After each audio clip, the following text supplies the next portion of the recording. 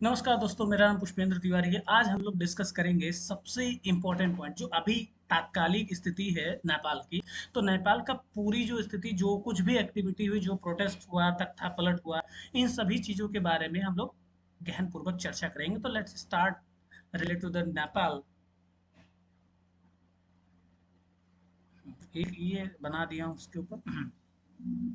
Hello दोस्तों, नमस्कार। मेरा नाम पुष्पेंद्र तिवारी है। आज हम लोग डिस्कस करते हैं नेपाल में जो युवाओं का असंतोष था। ठीक है, इसके ऊपर गहन विश्लेषण करेंगे, इसके बारे में चर्चा करेंगे। देखते हैं क्या क्या है नेपाल में हाल ही में जो विरोध प्रदर्शन हुए हैं, जिन्हें जेन जेड प्रोटेस्ट के नाम से जाना जाता है, केवल सोशल मीडिया प्रतिबंधों के कारण नहीं हुआ। ये विरोध युवाओं के बढ़ते असंतोष, बेरोजगारी, भ्रष्टाचार और अभिव्यक्ति की आजादी पर नियंत्रण के प्रयास का परिणाम है। इस प्रस्तुति में हम इन गहरे मुद्दों और उनके परिणामों की विस्तृत चर्चा करेंगे। एक एक करके समझते हैं। चलिए शुरू करते हैं। देखिए, जो हमारी चार सूचियां हैं, मतलब छह, पूरा टोटल 6 पॉइंट पर हम लोग डिस्कस करेंगे। पॉइंट नंबर पहला जो है, विरोध प्रदर्शन का तात्कालिक कारण क्या था। आर्थिक अवसर और बेरोजगारी, और भ्रष्टाचार और कुशासन, अभिव्यक्ति की स्वतंत्रता पर अंकुश, और विरोध प्रदर्शन के परिणाम और आगे का क्या रास्ता है। इन सभी 6 मुद्दों पर हम लोग डिस्कस करेंगे। तो विरोध प्रदर्शन का तात्कालिक कारण, जिसका तात्कालिक कारण था सोशल मीडिया पर प्रतिबंध, जिसमें विरोध प्रदर्शन की शुरुआत नेपाल सरकार द्वारा लगभग 26 सोशल मीडिया प्लेटफॉर्म को बंद करने का ऐलान किया गया। जब वो बंद कर दिया गया, उसके बाद सरकार का जो तर्क था, इस पर मतलब अपनी बात कही गई कि क्यों ऐसा हुआ। तो सरकार ने कहा कि प्लेटफॉर्म स्थानीय पंजीकरण से संबंधित नियमों का पालन नहीं कर रहा था, इस वजह से इस पर बैन लगा दिया गया। यह कार्रवाई युवाओं के लिए एक तात्कालिक ट्रिगर बन गई, क्योंकि सोशल मीडिया उनके संवाद, सूचना और अभिव्यक्ति का एक महत्वपूर्ण माध्यम था। इस कदम को डिजिटल अधिकारों पर हमले के रूप में देखा गया। मतलब एक प्रकार का जो युवा थे, इनका जो प्रोटेस्ट हो रहा था या जो कुछ भी अपनी बात रख रहे थे, इन सभी चीजों की सूचना ज्यादातर सोशल मीडिया के थ्रू प्राप्त हो रहा था, जो कि अब बंद हो चुका था। नेपाल सरकार ने दावा किया कि यह प्रतिबंध राष्ट्रहित में है। ठीक है, साइबर अपराध को रोकने के लिए आवश्यक था, लेकिन युवाओं ने इसे अपनी आवाज दबाने की कोशिश की। युवाओं को लगा कि भाई, हम जो एक दूसरे से बात संवाद कर रहे हैं, इस पर रोक लगाया जा रहा है। अगला पॉइंट हमारा है कि आर्थिक अवसर और बेरोजगारी, युवाओं की निराशा। अब देखो, युवाओं की निराशा क्या थी भाई। आर्थिक बेरोजगारी होगी, कहीं भी जब लगातार बेरोजगारी होगी, कोई इनकम सोर्स नहीं होगा, दिक्कत होगी, तो ये एक प्रकार का मतलब क्या, निराशा नहीं होगा, बिल्कुल होगा। तो अब थोड़े दिन पहले न्यूज आपने देखा होगा कि कुछ लोग रसिया की तरफ से भी लड़ने गए थे, नेपाल के लोग थे, बहुत सारे लोग मारे गए। ऐसी बहुत सारी कहानियां जो कि न्यूज में आपने देखा होगा। जिसमें हम लोग बात करें तो सोशल मीडिया प्रतिबंध सिर्फ एक चिंगारी थी। आग पहले ही सुलग रही थी, सबके मन में बात चल रही थी कि भाई ऐसा होना चाहिए था। नेपाल में युवाओं के बीच रोजगार की कमी और आर्थिक अवसरों का अभाव एक बड़ा मुद्दा बन गया था, जिसमें चार प्रमुख पॉइंट हैं। जिसमें सबसे पहला पॉइंट ये है कि उच्च शिक्षा प्राप्त करने के बावजूद भी बहुत सारे लोग बेरोजगार बैठे हुए थे, यानी नौकरी के खोज में इधर उधर भटक रहे थे। दूसरा, कृषि पर निर्भरता और औद्योगिक विकास की धीमी गति से ने शहरी क्षेत्रों में बेरोजगारी को और भी बढ़ा दिया। यानी जो औद्योगिक इंडस्ट्रियल एरिया जो थोड़ा बहुत अच्छा विकास होना था, वो बहुत धीमी गति हो गई। और पूरी तरह कृषि पर ज्यादातर लोग निर्भर हो गए। तो इसमें क्या हुआ, ये भी एक उसमें जो है आग में घी का काम किया। सरकार की नीतियों में युवाओं के लिए पर्याप्त रोजगार सृजन और उद्यमिता को बढ़ावा देने की कमी देखी गई, जिसमें सरकार की कोई ऐसी नीति नहीं देखी गई कि जिसमें रोजगार के सृजन हो, या फिर ज्यादातर रोजगार मिले, या फिर कोई बिजनेस के लिए हमें कुछ छूट मिले। जैसे भारत में स्टार्टअप इंडिया के तहत लोगों को बिना ब्याज का ऋण दिया जा रहा है स्टार्टअप करने के लिए। तो ऐसा कोई मतलब वहां नहीं था। और ना ही मतलब ऐसा कोई रोजगार के स्रोत दिख रहे थे कि हो सकता है फ्यूचर में अच्छा रोजगार, क्योंकि बहुत सारे मतलब ऐसी कोई बहुत ज्यादा कंपनी भी नहीं थी कि जो वहाँ अवेलेबल। चौथा पॉइंट ये है कि ये निराशा युवाओं में गुस्सा और सरकार के प्रति अविश्वास पैदा कर रही थी, जिसे विरोध प्रदर्शन में बल दिया। अब देखो, विरोध विरोध प्रदर्शन तो पहले से थे, लेकिन ये जो सारी मुद्दे थे, यानी बेरोजगारी हो गया, और ये सबसे बड़ा पॉइंट की जो सोशल मीडिया पर बैन, क्योंकि सोशल मीडिया के थ्रू सरकार की जानकारियां एक दूसरे से शेयर करते और अपनी बात सरकार के सामने रख रहे थे। तो ये भी बहुत बड़ा मुद्दा। ये सारे चार पॉइंट जो थे, जो कि आर्थिक अवसर और बेरोजगारी, युवाओं की निराशा का जो कारण था, युवाओं के मन का जो निराशा का कारण था, यही चार पॉइंट थे। अगले पार्ट में हम लोग भ्रष्टाचार और कुशासन, जिसमें राजनीतिक अभिजात और वर्ग के खिलाफ आक्रोश। देखो इसमें क्या कहानी था, कहानी ये था कि बहुत सारे नेपोटिज्म एक्टिविटी थी, कि मतलब अपने बच्चों को, अपने चाचा भतीजे, इन सबको जो है आगे बढ़ाना, बाकी को भूल जाना। और ये चीजें केवल पॉलिटिशियंस में नहीं थी, ये चीजें वहाँ के जो मतलब बड़े ब्यूरोक्रेट्स थे उनमें भी थी, जिसमें हमने कहा कि हमने हर एक पॉइंट को उसमें नोट किया है। आप इन सभी चीज़ों पॉइंट को देखिएगा भी। इसका सोर्स जो है वो मतलब चैट जीपीटी है, और भी बहुत सारे मतलब साइट्स हैं जहाँ से हमने इन सभी को उठाया है। ठीक है, जिसमें हम ऐसे भविष्य के लिए संघर्ष कर रहे हैं जहाँ योग्यता को बढ़ावा मिले, भाई भतीजा को नहीं। यानी जो योग्य हो, चाहे वो भतीजा हो या फिर कोई थर्ड पर्सन हो, अगर योग्य है तो उसको रखा जाए, योग्य नहीं है तो उसको ना रखा जाए। ठीक है। तो नेपाल में भ्रष्टाचार और राजनीतिक भाई भतीजा यानी नेपोटिज्म व्यापक रूप से फैल रहा था, फैला हुआ था, जिसमें आम जनता और विशेष युवा वर्ग में जो है गहरा असंतोष था, कि भाई तुम्हारे घर का है तो मतलब वो सबसे अच्छा है, अगर तुम्हारे घर का नहीं है तो सबसे अच्छा नहीं है क्या? ये कोई मतलब है? ये बहुत ज्यादा मतलब नहीं था। तो ये दिक्कत कर रहा था सबसे ज्यादा। दूसरा और अगले मतलब इसमें दो पॉइंट देखे, जिसमें सरकारी पदों पर नियुक्त जो विकास परियोजनाओं और यहाँ तक कि दैनिक सेवाओं में भी भ्रष्टाचार की शिकायतें पूरी तरह भर गई थी, कोई सुनवाई नहीं थी।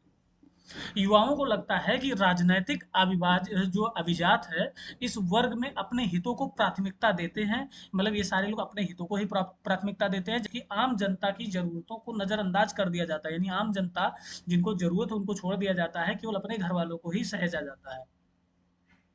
तो अगर ये एक्टिविटी कहीं भी होगी, ज़्यादा तो ज़्यादा दिन नहीं चलेगी। इसमें युवाओं में आपको आपने देखा होगा आसपास और भी मतलब कई कंट्री हैं जो अपने आसपास की पड़ोसी देश, सब जगह लगभग तख्ता पलट हो रहा है। जैसे नेपाल तो हुआ ही, बांग्लादेश था अभी हाल ही में हुआ, ठीक, भागना पड़ा। और उसके बाद फिर श्रीलंका हुआ। तो ऐसे कई सारे मतलब हर मतलब तमाम सारी जगह ऐसी प्रॉब्लम आ रही हैं। और ये तभी यानी कि यहाँ से एक चीज़ समझ में आ रही है कि युवाओं को दिक्कत नहीं होनी चाहिए। देखिए जो अभी जेड जो जनरेशन जेड की बात कही गई है, यही चीज़ है 2000 मतलब 2013 से 2024 के बीच का जो है, सॉरी 1997 से 2013 के बीच की जो जनरेशन है, उसे ही जेन जेड बोला गया। ये सोशल मीडिया के दौर को पूरी तरह से जान रहे हैं, इनको हर चीज़ पता है, इनको बेवकूफ़ बनाना आसान नहीं है। अगर आप कुछ बोलते हैं तो उसको ले जाके क्रॉस चेकिंग भी करते हैं कि आपने बोला था सही है कि नहीं। तो ये सारे पॉइंट्स थे, इसीलिए मतलब जेन जेड्स के नाम से बोला गया है। ठीक है। तो इन सभी का जो जो माध्यम था इनको जानकारी का, वो माध्यम ही तुम बंद कर दे रहे हो। तो यहाँ ये दिक्कत आई। ठीक है, तुम्हें बंद करना चाहिए था, करते, लेकिन उसका सब्स्टिट्यूट दे देते तब बंद करते तो शायद ये स्थिति ना आती।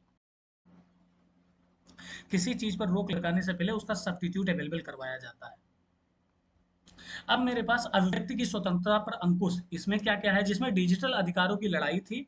ठीक है, डिजिटल अधिकारों के बाद जिसमें हम ये बात करें तो सोशल मीडिया प्रतिबंधों ने अभिव्यक्ति की स्वतंत्रता और डिजिटल अधिकारों को लेकर एक बड़ी बहस छेड़ दी थी। युवाओं के लिए इंटरनेट और सोशल मीडिया के लिए केवल मनोरंजन का साधन नहीं था, बल्कि उनकी आवाज उठाने और जानकारी प्राप्त करने का मुख्य मंच था। अब देखिए अभी मैं यहाँ बता रहा हूँ, ये भी एक प्रकार का मान लो लाइब्रेरी है, मतलब वीडियो लाइब्रेरी है, मगर एक प्रकार सोशल मीडिया ही है, जहाँ आपको पूरी जानकारी मतलब जो भी है आधा अधूरा है जैसा भी आपको लगे। तो यहाँ कोशिश हमारी यही रहती है कि पूरी जानकारी हम आप तक पहुँचाएं, क्योंकि हर एक चीज़ जो ग्राउंड लेवल की चीज़ें होती हैं हमें सोशल मीडिया से पता चल जाती है। हाँ, सोशल मीडिया से अफवाह भी आती है, तो हमें ध्यान देना है कि क्या हमें लेना है क्या नहीं लेना। भाई हर चीज़ में हमारे पास एडवांटेज डिसएडवांटेज होते हैं, हमें क्या लेना है क्या नहीं लेना है, ये हमें समझना होगा। तो इन सभी चीजों में हमने 3 पॉइंट में डिसाइड किया, जिसमें ऑनलाइन संवाद, सूचना का स्रोत और सामूहिक लामबंदी। जिसमें ऑनलाइन संवाद की बात है, सोशल मीडिया युवाओं को अपनी राय व्यक्त करने और राजनीतिक चर्चाओं में भाग लेने का अवसर देता है। देखिए बात यह है कि अगर हम ही हैं, हमें चाहे हम किसी से क्या डिबेट, हमको मौका नहीं मिल सकता क्योंकि हम उस लायक नहीं हैं या वहां तक नहीं पहुंच सकते हैं। सेम चीज, आप कितने भी अच्छे वक्ता हो, लेकिन अगर आप वहां तक नहीं पहुंचे हो तो आप बेकार हो। लेकिन अगर आपके पास ये माध्यम है सोशल मीडिया में, तो अपनी बात तो रख सकते हो। हम कह रहे हैं 100 लोग नहीं, लाखों लोग नहीं सुनेंगे, हमने 10 लोग देखेंगे। तो 10 लोग तक आपकी बात गई, वो 10 लोग और लोगों को बताएंगे, धीरे धीरे बात फैलती है और धीरे धीरे आप भी पॉपुलर हो जाते हैं।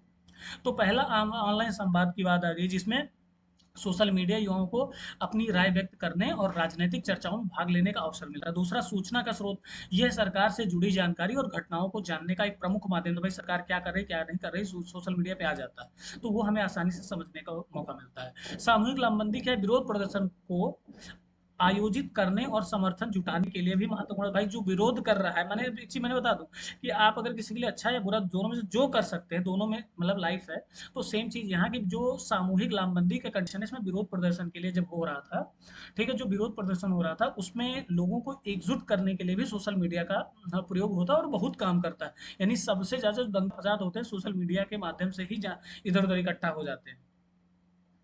तो सामूहिक लामबंदी भी यहाँ काम करी, क्योंकि विरोध प्रदर्शन के लिए लोगों को इकट्ठा करना था। तो ये जब नहीं हो तो भैया एकदम हड़कंप मचा दी सब लोग। सरकार द्वारा सोशल मीडिया पर नियंत्रण की कोशिश को युवाओं ने अपने मौलिक अधिकारों का उल्लंघन माना, जिससे उनका असंतोष और गहरा बढ़ गया। देखो बात ये है कि सोशल मीडिया इतना यूज टू हो गया है कि मतलब लोगों का एक मतलब होता है ना, मौलिक अधिकार के रूप में मानने लगे। भाई चलो ठीक है, कोई भी ऐसा बहुत रेयर केस में कोई बंदा बचता है जो सोशल मीडिया अकाउंट नहीं चलाता है। तो ऐसे सिचुएशन में वो एक मौलिक अधिकार के रूप ले लिया। अब वहाँ अगर उस पर प्रतिबंध लगा तो लोगों उस आम पब्लिक को ये लगा कि उनके मौलिक अधिकार का हनन हो रहा है।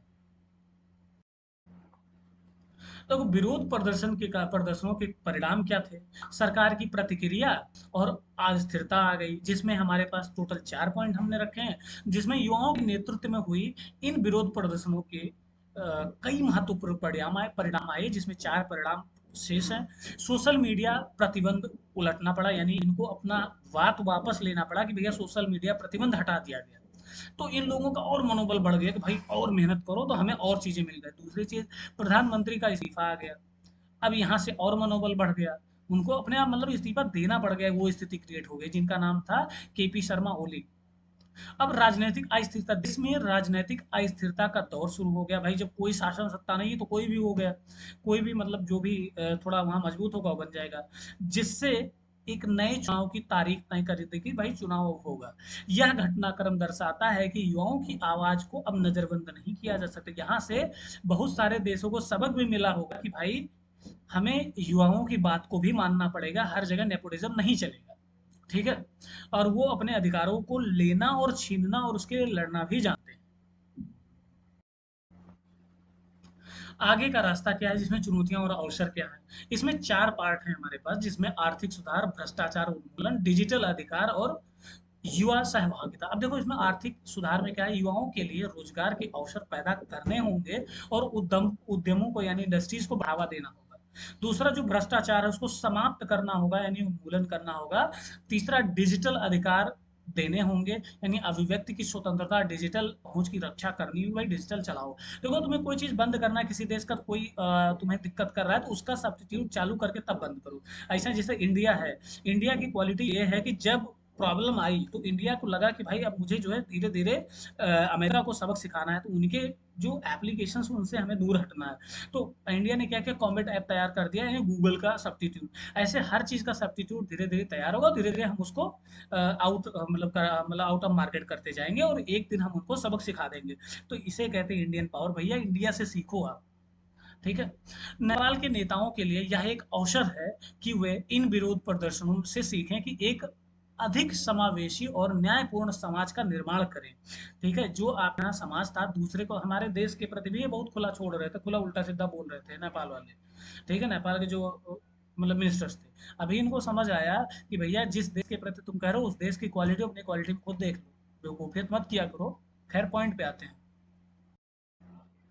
अब प्रमुख पॉइंट क्या-क्या हैं? तो सबसे पहला सोशल मीडिया प्रतिबंध, युवाओं में असंतोष, सरकार की प्रतिक्रिया और यह घटना नेपाल के युवाओं के लिए बड़ी शक्ति और उनकी मांगों की गंभीरता को दर्शाता है। देखो उनके मन में गंभीरता, भाई मुझे ये पाना है और उन लोगों ने पाया। तो देखो इसमें प्रमुख 4 पॉइंट हमने दिया है, जिसमें सोशल मीडिया प्रतिबंध की बात आई, जिसमें बात यह तात्कालिक कारण बना रहा। क्या बना रहा? सोशल मीडिया प्रतिबंध तात्कालिक कारण रहा, लेकिन गहरे मुद्दे बेरोजगारी, भ्रष्टाचार और डिजिटल अधिकारों के हनन से जुड़ा हुआ था। दूसरा पॉइंट, युवाओं में असंतोष, आर्थिक अवसरों की कमी और राजनीतिक अविभाजित वर्ग के भ्रष्टाचार के कारण बढ़ा रहा था। सरकार की प्रतिक्रिया से राजनीतिक अस्थिरता बढ़ी और प्रधानमंत्री को इस्तीफा देना पड़ा। यह घटना नेपाल की युवाओं की बढ़ती शक्ति और उनकी मांगों की गंभीरता को दर्शाता है कि भाई अगर आपके मन में कुछ है तो आप उसे पा सकते हैं, चाहे एजुकेशन से रिलेटेड हो, चाहे अपने अधिकार से रिलेटेड हो, जो चाहे आप चाहो तो हर चीज पा सकते हो। जय हिंद, जय भारत। धन्यवाद, आप हमारे वीडियो को देखे, मुझे अच्छा लगा और आप ऐसे ही जुड़े रहिए हमसे, हमारे चैनल को सब्सक्राइब करिए और भी हर एक पॉइंट को हम जो है अच्छी तरीके से, अच्छे ढंग से उसमें रिसर्च करके उसके बारे में नोट्स तैयार करके हम आपके सामने प्रस्तुत करेंगे। जय हिंद, जय भारत।